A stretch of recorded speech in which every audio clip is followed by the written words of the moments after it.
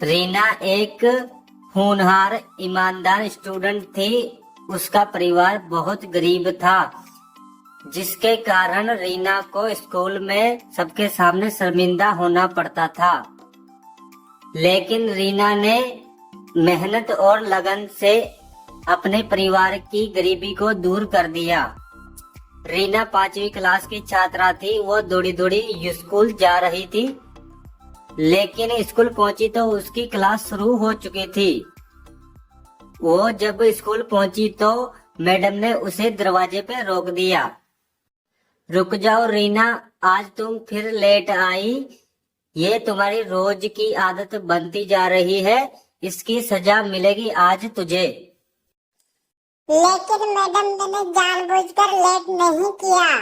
कुछ सुनना नहीं चाहती? आज तुम सारा दिन स्कूल के बाहर खड़ी रहोगी।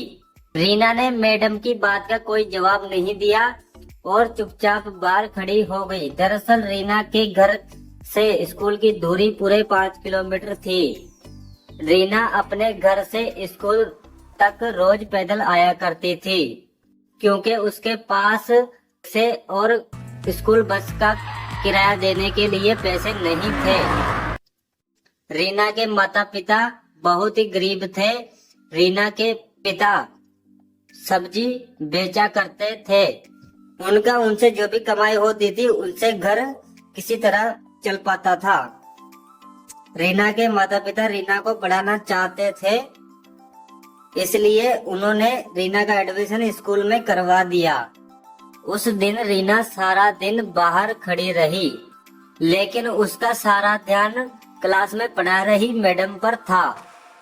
वो उनकी पढ़ा रही बातें अपने दिमाग में नोट कर रही थी। रीना पढ़ने लिखने में बहुत होशियार थी। जब सारा दिन खत्म हो गया तो मैडम ने रीना को अंदर बुलाया और कहा, रीना कल टाइम से आना, नहीं तो तुम्हें एंट्री नहीं मिलेगी। और ये क्या है, अभी तक तूने नई स्कूल ड्रेस नहीं सिलाई? देखो तुम्हारे शर्ट पर कितने पैबंद लगे हैं। मैडम, मैंने मम्मी पापा से कहा था, लेकिन अभी उनके पास पैसे नहीं हैं। जब पैसे आएंगे तो नई स्कूल ड्रेस ला देंगे। ठीक है, अब तुम घर जाओ। रीना के फटे हुए स्कूल ड्रेस को लेकर उसकी क्लास की लड़कियां उसका बहुत मजाक उड़ाती थी, लेकिन रीना उनसे कुछ नहीं कहती थी। रीना स्कूल से पैदल घर आ चुकी थी। रीना घर आने के बाद मैं मैडम की पढ़ाई हुई सारी चीजें फिर से रिवीजन की और इसे जो वक्त मिलता था, रीना उस समय में सब्जी बेचने में अपने माता पिता की मदद करती थी और साथ ही साथ पढ़ाई भी करती थी।